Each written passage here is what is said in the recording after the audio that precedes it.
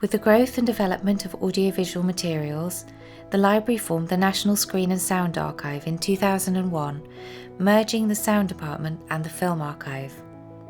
In 2012, the library acquired ITV's Film and Video Archive, dating from 1958, which includes around 200,000 items. And in 2019, the library received the BBC Wales collection, dating from 1923. This includes over 180,000 audio-visual and sound assets, almost all digitised, and over 1,000 boxes of scripts. Over the years, the archive has collected private and commercial sound and film items such as music, oral histories, lectures, seminars, amateur films, concerts and home movies, all reflecting different aspects of life in Wales. In 1994, the library built a dedicated room to store magnetic and electronic formats where the atmosphere and temperature can be controlled.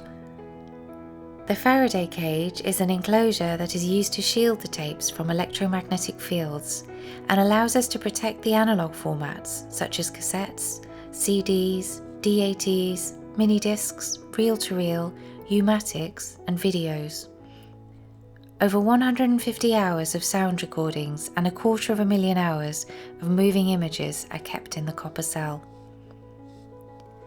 One of the sound collections we hold at the library are interviews conducted by Glenys James in 1974. These oral histories record the memories of the Welsh who migrated to Patagonia and Canada, mainly because of hardship and famine. The Canadian Museum of History donated cassette copies to the library in the early 1980s. The tapes were transcribed and bound before being stored safely on our shelves in the Faraday cage to protect and conserve for future use. The library is one of 10 hubs that are taking part in the Unlocking Our Sound Heritage project, which is funded by the National Lottery Heritage Fund and led by the British Library.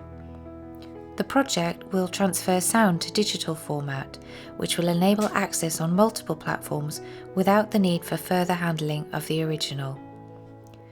UOSH is an ambitious national campaign set to preserve unique and vulnerable sound recordings. Glenys James's was the first collection to be digitised by the project team. The major task that we face on a daily basis is to transfer the original format into what we believe to be a more stable and sustainable format for future use and for public access. In that sense, the Glenys James collection is an interesting one, as the original recordings are on reel-to-reel that are held in Ottawa. These were then transferred to cassette tape by the museum for the library. But we would consider both formats by now to be at risk and to have a limited lifespan for a number of reasons, from lack of playback machines, engineers to service them, to problems with the actual tape, from soft binding issues to general wear and tear and the dust of ages.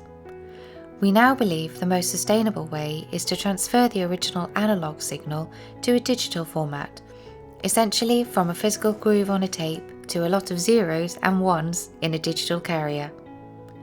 We follow IASA guidelines on this, and we digitise to an uncompressed WAV file that is 96 kHz 24-bit in quality.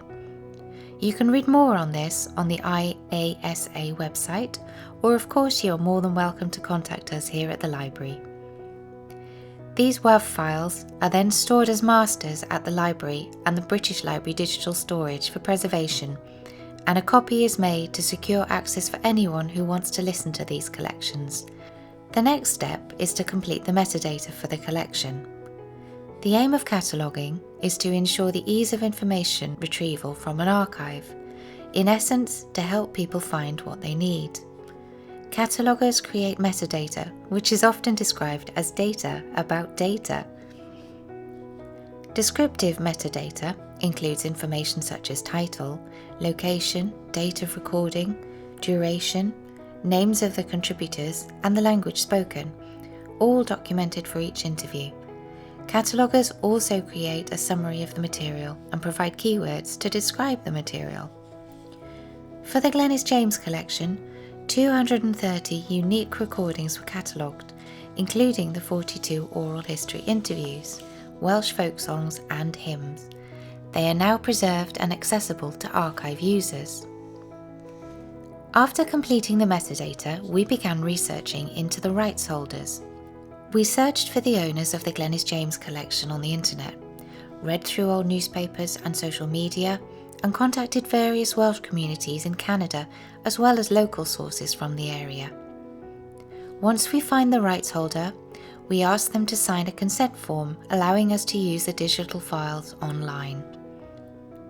If they agree, these recordings will be available for anyone to listen to from their home through the British Library and our website from 2021 onwards. The UOSH team have digitised and catalogued the Glenys James collection in order to allow public access to the interviews for the first time since the 1980s. Access to all of the collection is available for everyone to listen to on site at the library. You can find the collection, as well as others of the archive's treasures, in our online catalogue by using keywords and titles. Viewing and listening rooms are located in the reading room, where anyone with a reader's ticket can come and listen to materials. The collections held are an invaluable resource for education and research. Inquiries are welcomed, and specialist staff here will help and advise as required. In 2021, we will be holding a series of training and fun sessions about sound items, including how to care for your own collections at home or in an institution.